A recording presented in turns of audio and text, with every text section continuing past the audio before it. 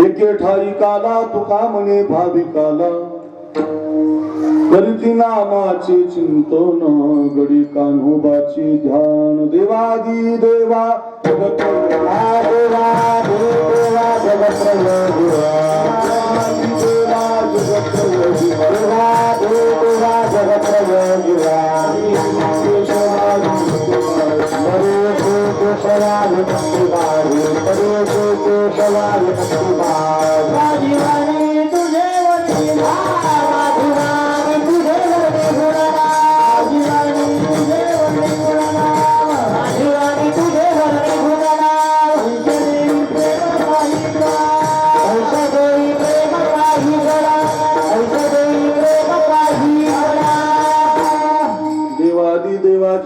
जीवा परियसी केशवा विनंती माझी वाणी तुझी वर्णी गुणना ऐसे दे प्रेम काही कळा ओम नमो ज्ञानेश्वरा करुणा करा दयाळा तुमचा अनुग्रह लादलो पावन झालो चराचरी जयांची केली स्मरण होय सकल विद्यांची अधिकरण तेची वंदो श्री चरण श्री गुरूंचे ते नमस्कारून आता विठाला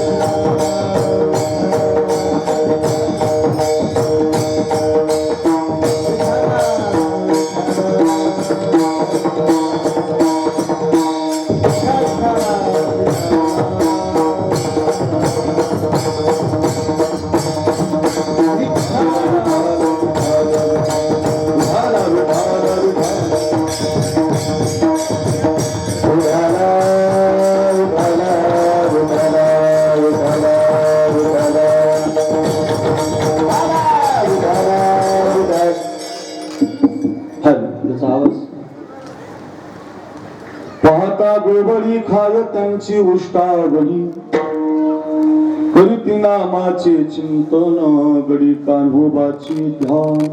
अच्छा, पवित्र काल्याच्या कीर्तनासाठी आपण सगळेजण एकत्रित आहोत आणि या त्याला थोडासा आवाज देणार. हात आवाज मोकळा आवाज बेस कमी कर गेन आणि ट्रबल हॅल मोकळा हॅल.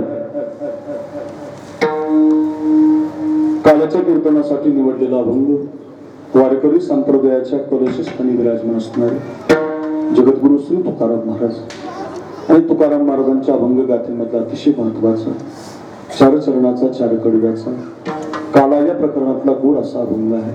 आपण या अभंगाचं गोड चिंतन 2 वाजेपर्यंत पाहण्याचा प्रयत्न करू. 2 सव्वा 2 1 सव्वा तासामध्ये आपल्याला थांबायचं आहे. एक अल्पसा पर्याय आहे आपल्या या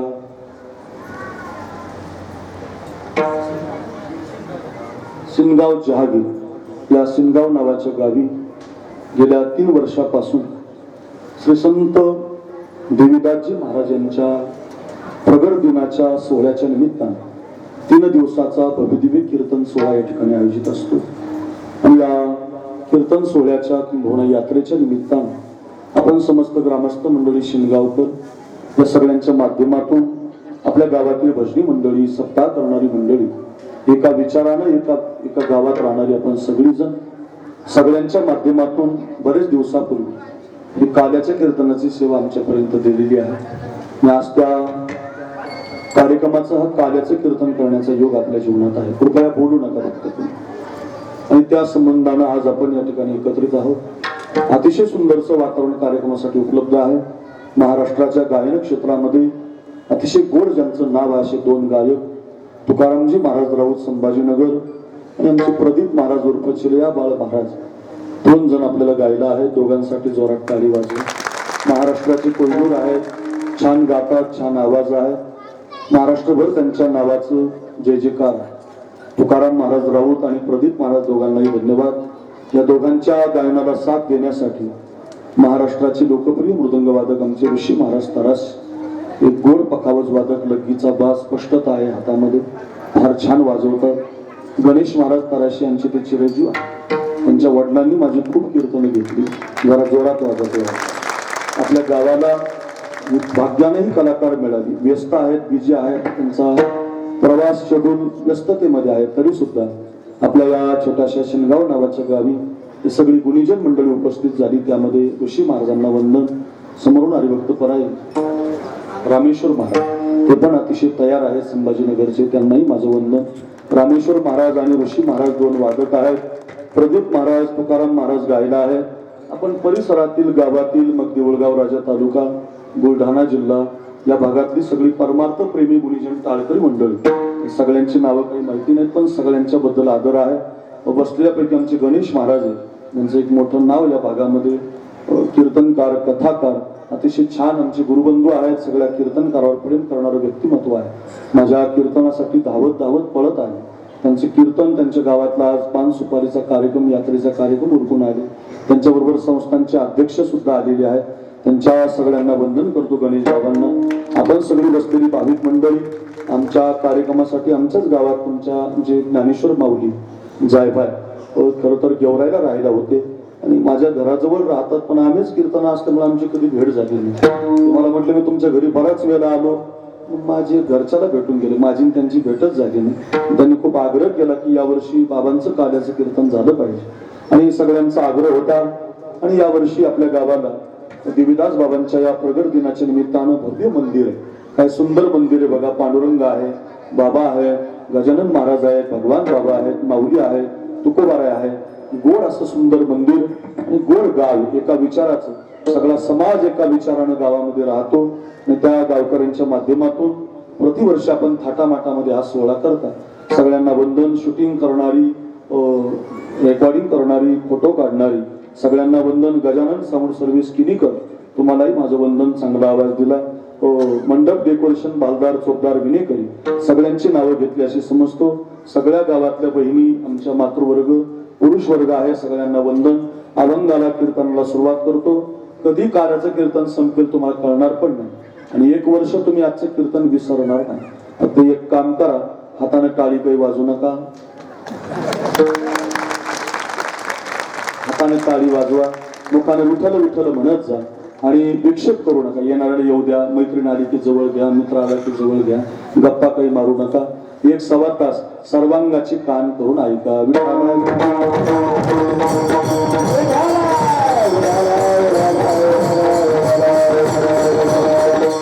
आपल्याकडं प्रगट दिनाचा कार्यक्रम असू द्या, यात्रेचा कार्यक्रम असू द्या, सप्ताहाचा कार्यक्रम असू द्या, उत्सव असू द्या, आज गुढीपाडवा आपल्या हिंदू धर्माचं आजचं पहिलं वर्ष, म्हणजे पहिला दिवस. खऱ्या अर्थानं आज शुभेच्छा द्यायच्या, 1 जानेवारीला नाही. आज नवीन वर्ष लागलं. सगळ्यांना तशा गुढीपाडवा सणाच्या खूप शुभेच्छा. सगळ्या महिलांना, पुरुषांना, माझ्या बहिणींना, सगळ्यांना शुभेच्छा. आज आपण आपल्या दारामध्ये गुढी उभा करतो आणि आपल्या नवीन वर्षाला प्रारंभ करतो.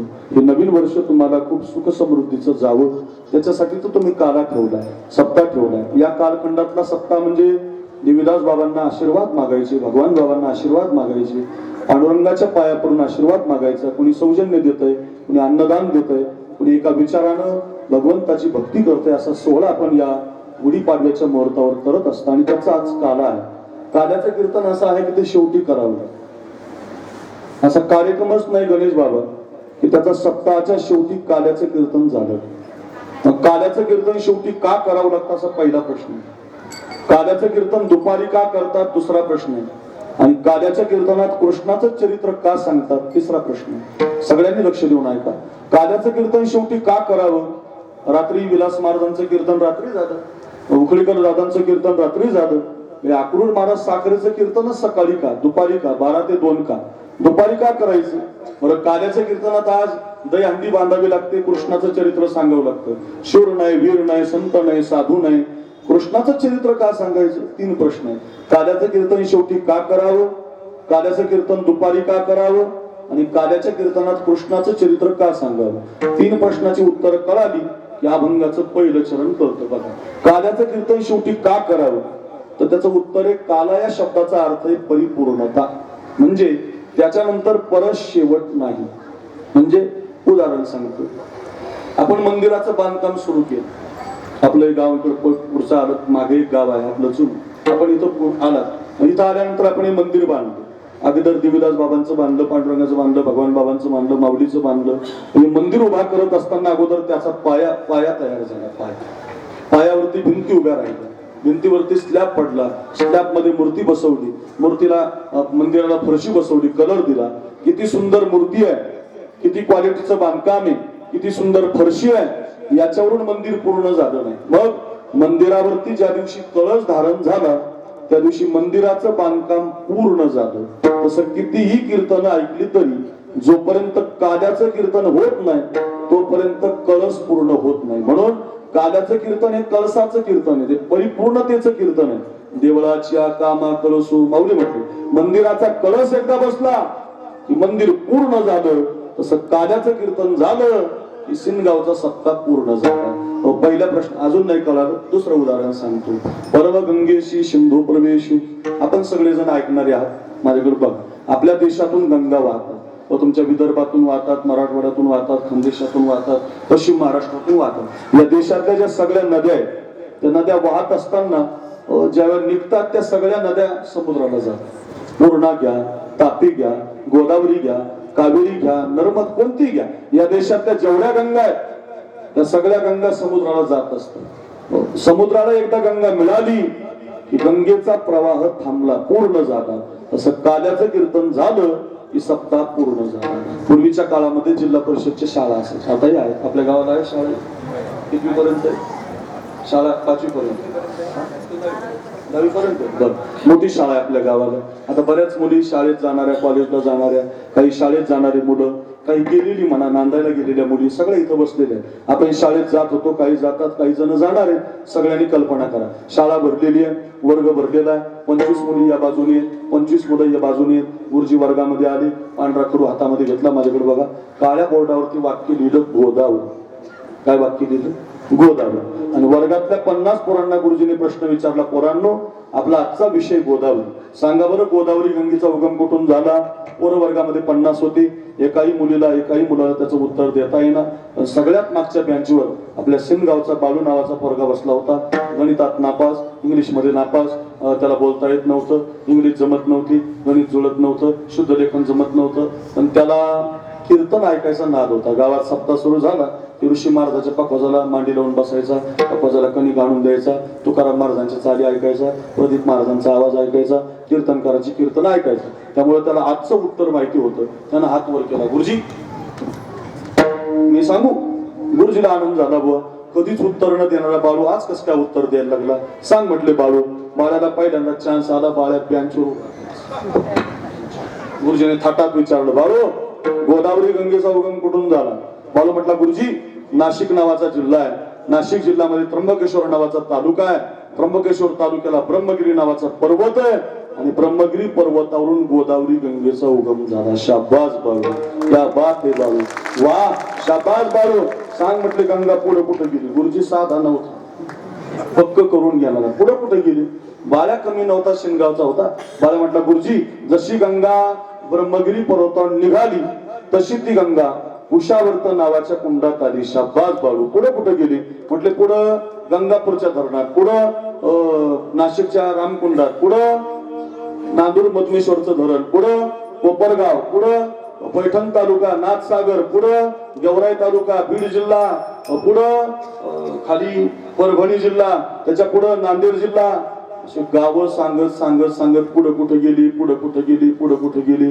गुरुजीचा काही प्रश्न संपेना, गावं काही संपायचे नाही, धरणं काही आटपायचे नाही, काला काही व्हायचा नाही. म्हणून बाळ्यानं शेवटचं उत्तर दिलं. आता बाळ्या म्हटला, गुरुजी या कुंडातून त्या कुंडात गेली राहू द्या, या धरणातून त्या धरणापर्यंत गेली राहू द्या, या गावातून त्या गावाला गेली हे राहू द्या. जशी गंगा निघाली तशी ती गंगा बीड जिल्ह्याला, परभणी जिल्ह्याला, नांदेड जिल्ह्याला पाणी देत देत एकदाची समुद्राला जाऊन मिळाली. उत्तरच ठेवलं नाही बाळूला. जशी निघाली तशी गंगा सागराला जाऊन मिळाली. पण गुरुजी जरा पुढच्याच घरातले. गुरुजी म्हटले, पुढे कुठे गेली? आता कशाला पुढे कुठे गेली म्हटल्यावर बाळ्या म्हटलं, गुरुजी तुमच्या डोंबल्यात गेली. काय बोलता? गंगा एकदा समुद्राला मिळाली.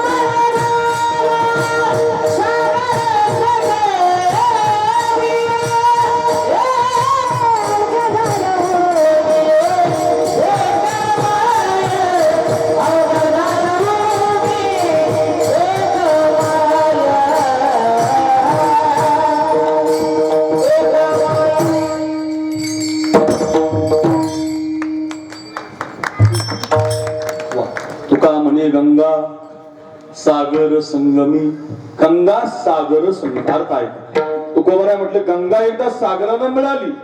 ऐका ऐका सिंगावकर, आता तिचा प्रवाह पूर्ण झाला, तिला प्रवास राहिला नाही. आता ती गावाहून त्या गावाला जात नाही, ती एकदा समुद्राला मिळाली, तिचा प्रवास पूर्ण झाला.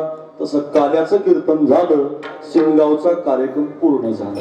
इतकं सोपं आहे बघा. काल्याचं कीर्तन शेवटी का करायचं ते परिपूर्णतेच आहे. दुसरा प्रश्न आहे, काल्याचं कीर्तन 12 ते 2, 12:30 ते 2:30 या वेळात का? तर त्याचं कारण भगवान कृष्णाने जो काला केला तो दुपारी केला आणि यमुनेच्या काठावर तो दुपारच्या वेळेला दिला, म्हणून त्याची प्रतिकात्मक बुद्धी म्हणून आपण तो काला दुपारी करतो. चला, अतिशय महत्वाचा प्रश्न आहे. आता काल्याच्या कीर्तनात आज तुम्हाला संत सांगता येत नाही, शूर सांगता येत नाही, वीर सांगता येत नाही. चरित्र ते उच्चाराला केले देवे गोकुळी, गायीन तेला चरित्र पवाडी. आजच्या दिवशी भगवान कृष्णाचं चरित्र का सांगावं लागतं? त्याचं उत्तर आहे, काला परिपूर्णतेचा आहे आणि भगवान कृष्ण हा परिपूर्णतम देव आहे. बाकीचे देव आहेत पण अंश आहेत, अंशांश आहेत, आवेश आहेत, पूर्ण आहे. पण परिपूर्णतम साक्षात श्रीकृष्णो नान्येवही एक कार्यार्था गत्यम कोटी कार्यम चकारहा. कृष्णासारखा दुसरा देव नाही. बाई तुझा लाडका बाई तुझा लाडका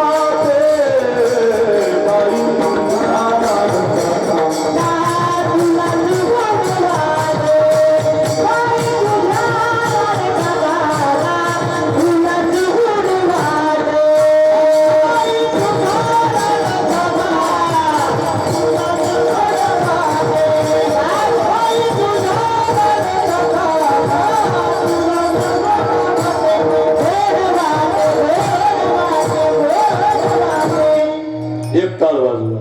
बाई तुझा लाडका कान्हा ही गवळण म्हणते ऐका. यशोदे तुझा पोरगा तुला सामान्य वाटतो, लहान वाटतो, पण तो सामान्य नाही. कसा आहे? बाई तुझा लाडका कान्हा फुलाच गोड वाटी. बाई तुझा लाडका कान्हा फुलाच गोड वाटी. बाई तुझा लाडका कान्हा फुलाच गोड वाटी. याच्या थोड्या किती सांगू ग, याच्या थोड्या किती सांगू ग, महिपत्र सिंधू आटे. बाई तुझा लाडका कान्हा फुलाच गोड वाटी. बाई तुझा लाडका कान्हा फुलाच गोड वाटी. तुलाच गोड वाटी, तुलाच गोड वाटी. काय गोड गवळण ही यशोदा म्हणते. त्या गवळणी म्हणतात अगं यशोदे तुझा पोरगा तुला लहान वाटतो, सामान्य वाटतो, पण तू लहान नाही. समुद्राची शाही केली, मेरू पर्वताची लेखणी केली, पृथ्वीचा कागद केला आणि विश्वाची मालकीन सरस्वती माता जरी लिहायला बसवली तरी सुद्धा तुझ्या पोराचं वर्णन होणार नाही. परिपूर्णतम साक्षात श्रीकृष्णो नान्येवहि एक कार्यार्था गत्यम कोटी कार्यम चकार. हा महाराज काळाला म्हणजे देव परिपूर्णतेनं आणि काला परिपूर्णतेचा आहे म्हणून कृष्णाचं चरित्र सांगावं. पण महाराज तुम्हीच आता म्हटले समुद्राची शाही, मेरू पर्वताची लेखणी, पृथ्वीचा कागद एवढं गोळा केलं तरी त्याचं चरित्र सांगता येत नाही. नेमकं देवाचं चरित्र तरी काय सांगतात महाराज अभंगाच्या पहिल्या चरणात.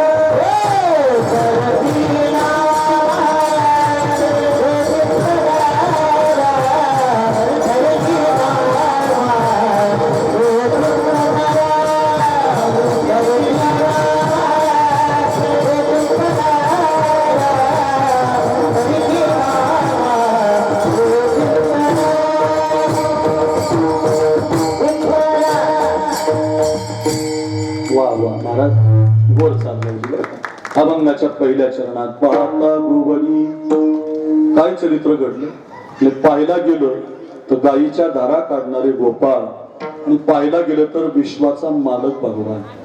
एका बाजूला ऐका ऐका खायला देणारा भगवान आणि एका बाजूला त्या गोपाळांच्या ताटातलं देवानं उष्ट खाल्लं. खाय त्यांची उष्टावळी. बघा किती किती सोपं आहे. एक वाक्य सांगू. समाज बोलल्यानं जिंकला जातो, शत्रू कपटानं जिंकला जातो, राजा कलेनं जिंकला जातो. ऐका मित्र विश्वासानं टिकला जातो. देव जिंकायचा असेल तर मग तुमच्या अंतःकरणातला भाव शुद्ध लागतो. तुमचा भाव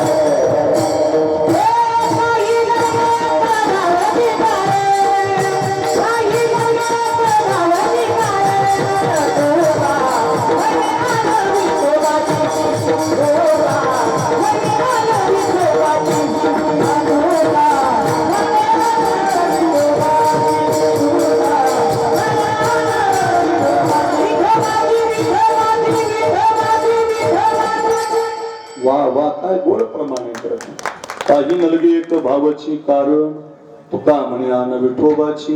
अलीकडच्या महाराजांनी काय दिलं.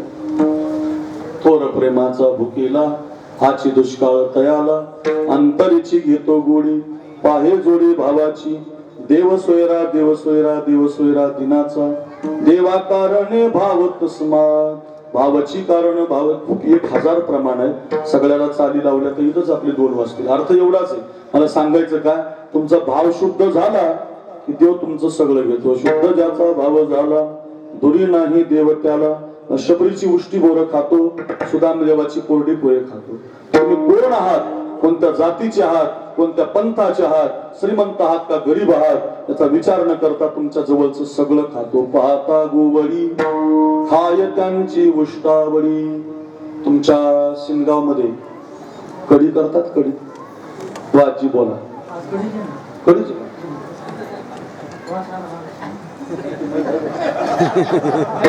कढी आहे का सांगा बा. आहे का नाही. कढी करतात ना माय. कढी कढी हा आताच्या मुलींना पण चांगली येते बरं का. कढी कढी चांगली असते, टेस्टेड असते, थोडीशी आंबट असते, थोडीशी गोड असते, थोडीशी फक्त ऐका तोंडाला पाणी बी घेऊन. कढी असा आट्टम आहे की ती पाहिली तरी माणसाच्या तोंडाला पाणी येतं, म्हणली तरी तोंडाला पाणी येतं. पूर्वी सप्ताहाच्या कार्याला असायची शिरा भात कढी. म्हणजे गणेश महाराज सत्य करायचे, माझेच कार्याचे कीर्तन असायचे. काय असायचं कार्याला? शिरा भात कढी. तर ती कढी अशी टेस्टेड असायची ना, आमसोलाची, दह्याची, ताकाची, थोडीशी आंबट, थोडीशी तिखट, इतकी भारी कढी. त्या पेंड्याच्या घरी केली होती एकदा. फक्त माझ्याकडे फार गोड कथा आहे. पहिलं चरण कळलं. कढीला फोडणी दिली होती, जिरे मोहरी चटणी टाकली होती, वरून कढीपत्ता टाकला होता, थोडस ताक टाकलं होतं. चटकदार अशी कढी. त्या कढीचा वास दारामध्ये आला. पूर्वी भाज्याचे वासही यायचे, आता वासवीच काही, आता काही वासबीस काही राहिलं नाही. पूर्वीच्या काळात माझी आई मला ते पोडदाच्या वड्या आळंदीला मी शिकायला असताना करून आणायची. तर मी आईला म्हणायचो फारच कमी आणलंय. तर आई मला म्हणायची अरे राजा हे एक वडी करायला, एक वडी केली ना हाताचा वास 10 दिवस जात नाही.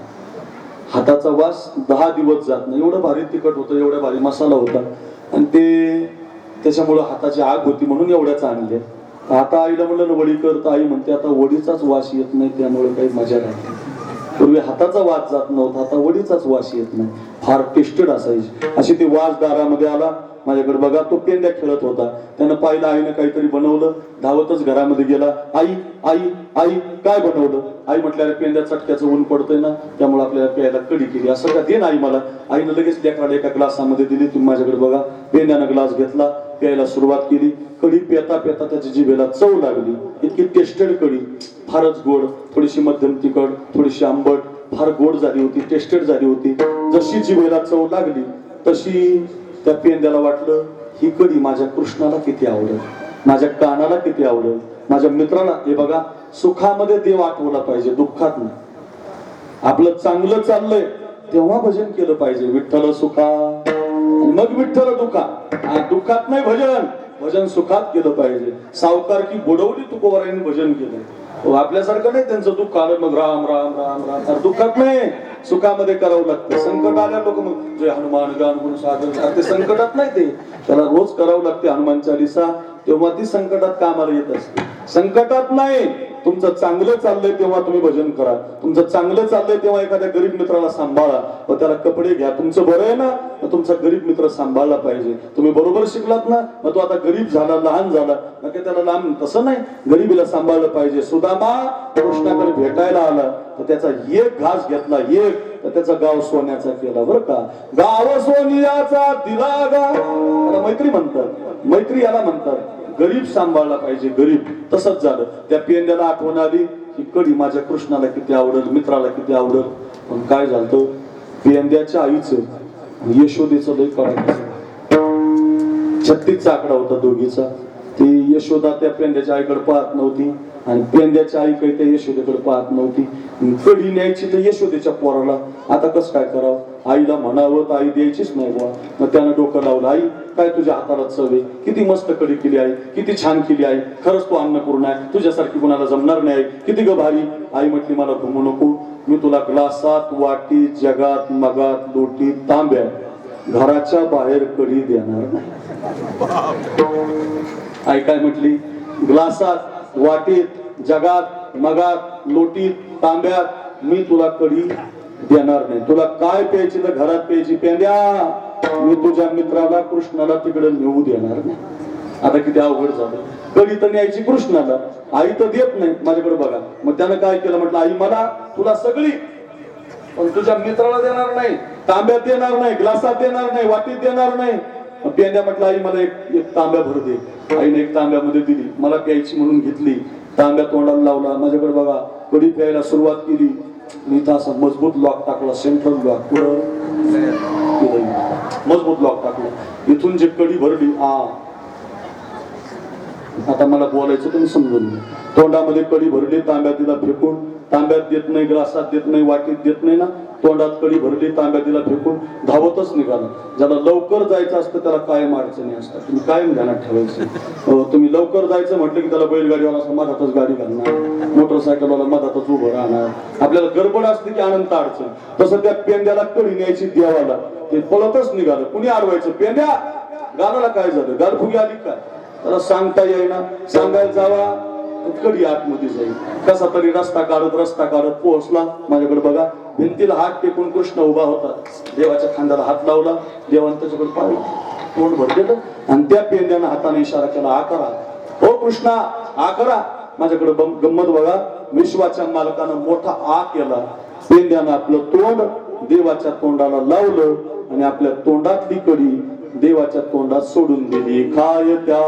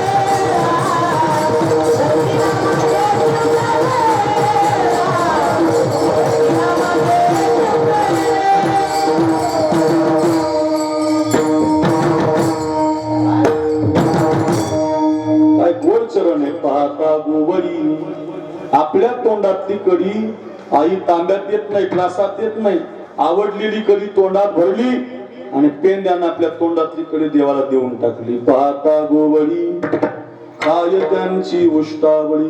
हे देवाचे जे मित्र आहेत ना, ऐका सिंगावकर, देवाचे जे मित्र आहेत पेंड्या, वाकड्या, बोबड्या, सुदाम्या, मधुमंगल, देवाचे जे मित्र आहेत फार जीवलग आहेत ना. देवाला भांडायचे ते कान्होबा कान्होबा कान्होबा कान्होबा रे कान्होबा निवडी आपुली गोधने. तू आमच्यात राहायचं नाही, हे काना तू आमच्यात बसायचं नाही. 5 पोळ्या 3 भाकरी, 5 पोळ्या 3 भाकरी, 1.5 कानवला 1ची पुरी. आम्हा धाडीला दूरी, आमची ठकवून खाल्ली शिदोरी. कान्होबा कान्होबा कान्होबा कान्होबा रे कान्होबा निवडी आपुली गोधने. काही गोड गवळणी आहेत म्हणा, अशा गवळणी लोक म्हणायचे नाहीत. अशा गवळणी म्हणा, नाथ महाराजांचं म्हणा, निळोबारांचं म्हणा, तुकोबारांचं म्हणा, काही म्हणते राधेचं माझ्या गावाला गोकुळ असं बांधून हाणला पाहिजे, काही म्हणत असतात. असं काही म्हणायचं नाही बरं. राधेला काही पण म्हणायचं नाही. मी वाक्य सांगतो तुम्हाला. वृंदावनला गेला तर तिथे प्रेमानंद बाबा, काय नाव आहे त्यांचं, प्रेमानंद. सोशल मीडियाला, फेसबुकला, इंस्टाला दिसतात प्रेमानंद बाबा. पिवळे कपडे घातलेले असतात, लल्लाट लावलेला असतो, गंध लावलेला असतो. त्या प्रेमानंद बाबाकडे मागच्या 2 महिन्यापूर्वी विराट कोहली आणि अनुष्का शर्मा गेले. विराट कोहली म्हणजे सध्याचा 1 नंबरचा बॅट्समन भारत देशाचा, आणि अनुष्का शर्मा भारत देशातली 1 नंबरची हिरोईन आहे. त्या अनुष्का शर्माचे आणि विराट कोहलीचे पैसे जर घेतले तर भारत देश कर्जातून मोकळा होतो. देश देश एवढे श्रीमंत आहेत. 10,000 लिटरचं पाणी पितात ते. 10,000 लिटर, 1 लिटर पाणी 10,000 रुपयाला आहे. तिकडचं पाणी पितात ते. अजूनही त्यांची बॉडी जशीच्या तशी आहे बरं का, स्टील बॉडी, एकदम ताकदवर बॉडी. का एवढे श्रीमंत माणसं त्या प्रेमानंद बाबाच्या पायाजवळ बसले, हात जोडले. हात कुणी हात जोडले? विराट कोहलीने, अनुष्का शर्माने. ऐका, 2-4 एकरवालीने ऐकाच आहे, छाती काढणारे असे चालणारे ऐका. हात जोडले. हात कुणी भारत देशाचं कर्ज माफ करू शकतात त्यांच्या पैशानं. एवढे श्रीमंत माणसं त्या प्रेमानंद बाबाला हात जोडून म्हणत होते, आम्हाला यश कशानं मिळत, यश मिळाले तरी सुद्धा कशानं मिळल. ते प्रेमानंद बाबा म्हटले, अरे तुम्ही प्रॅक्टिस करत राहा, तुम्ही लोकांना आनंद देत राहा, तुमच्या खेळातून समाजाला आनंद द्या, देशासाठी तुम्ही खेळताय, हेच तुमचं यश आहे. आपल्याकडे एखादा म्हटलं असता मला पैसे द्या. काय साधू महाराज, एवढे निष्कलंक साधू. पण तुम्ही जर कधी ऐकले ना त्यांचं चरित्र, त्यांना 2ही किडन्या नाही. तिथं जर डॉक्टर असतील कुणी तर विचारा डॉक्टरांना, किडनी नसल्यावर माणूस जगत नाही. पण 2ही किडन्या नसणारे प्रेमानंद बाबा जिवंत का, तर ते फक्त राधे राधेचा जप करतात. राधेचं नाव घेतलं तर त्यांना किडनीची गरज नाही. एवढी पवित्र प्रेमिका राधा आहे, तिला तुम्ही काही पण म्हणता. एक जण मला कीर्तनात प्रमाण दिलं, राधा रंगावर दिसते छान, तिच्या वेणीला गोंडे 2. म्हणलं बिनलाच्या बायकोला लाव ना घरी गोंडे, बरे राधाशी गोंडे लावणारी काही नका म्हणा. माझी महिलांना, बहिणींना, भाविकांना विनंती आहे, घशाचा कॅन्सर होईल बरं, सावधान. काही पण म्हणू नका. म्हणायचंच असेल तर म्हणा, जय जय राधा रमण हरी बोल, जय जय राधा रमण हरी बोल, जय जय राधा रमण हरी बोल, जय जय राधा रमण हरी बोल, जय जय राधा रमण हरी बोल, जय जय राधा रमण हरी बोल, जय जय राधा रमण, जय जय राधा रमण हरी बोल, जय जय राधा, हे राधा, हे राधा, जय राधा, जय राधा, जय जय राधा, जय राधा, जय राधा, जय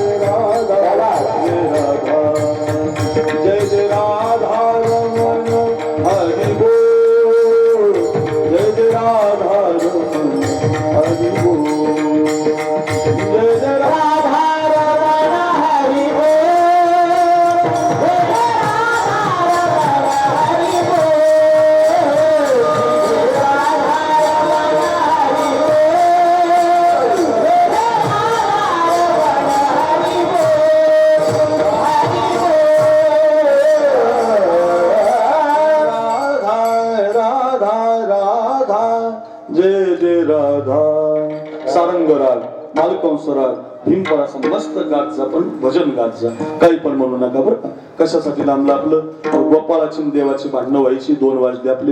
माझ्याकडे बघा, एक दिवस खरंच भांडण झालं आणि देव म्हटले हे गोपाळांनो आपापल्या घरच्या शिवऱ्या आणा. त्याच्यात एक मधुमंगल नावाचा गोपाळ होता, फार गरीब होता बरं का. एक माझ्याकडे बघा, गरीब असतात माणसं, गरीब असला म्हणून काय मोठ्यानं त्याला बाजूला काढायचं नाही बरं का. ज्याचं त्याचं प्रारब्ध भिन्न भिन्न असतं. एखादा श्रीमंत असतो, एखादा गरीब असतो. एकाच पाठाला आम्ही 300 पोरं होतो शिकायला जोग महाराजांच्या संस्थेत. त्याच्यातले 100 जणच कीर्तनकार आहे, 200 शिकून द्वाराच्या मागा आहे. प्रारब्ध आहे म्हणा. एखादाच ऋषी महाराजासारखा वाजवतो, एखादाच तुकाराम महाराजासारखा गातो, एखादाच प्रदीप महाराज सारखा गाजतो. असं प्रत्येकाच्या प्रारब्धात भिन्न भिन्न लिहिलेलं असतं बरं का. म्हणून कधी कोणावर जळायचं नाही, कधी कोणाची बरोबरी करायची नाही. एखादा श्रीमंत झाला तर त्याचे पाय ओढायचे नाही, एखादी मुलगी शिकायला लागली तर तिला कमी लेखायचं नाही, एखादा पोरगा अभ्यास करून जर कलेक्टर होत असेल तर त्याच्यावर कधी जळायचं नाही. गावातल्या प्रत्येक माणसाला माझी विनंती असेल, माझं हे अक्रूर महाराज साखरेचं कीर्तन आहे, डायरीमध्ये जागा नाही माझ्या, 25 मे पर्यंतच्या सगळ्या तारखी गेलेल्या आहेत. रोज मला खूप प्रयत्नपूर्वक तुमच्या गावकऱ्यांनी बोलवलं. म्हणजे एवढं जर सुंदर कीर्तन तुम्ही ऐकताय, एवढा सुंदर कार्याचा सोहळा आहे, सगळं गाव एका विचाराचं आहे, सगळ्या गावाने घेऊन जा. फिरत्याचा का वरती देसी, कधी रडायचं नाही, कधी जळायचं नाही. हा फिरत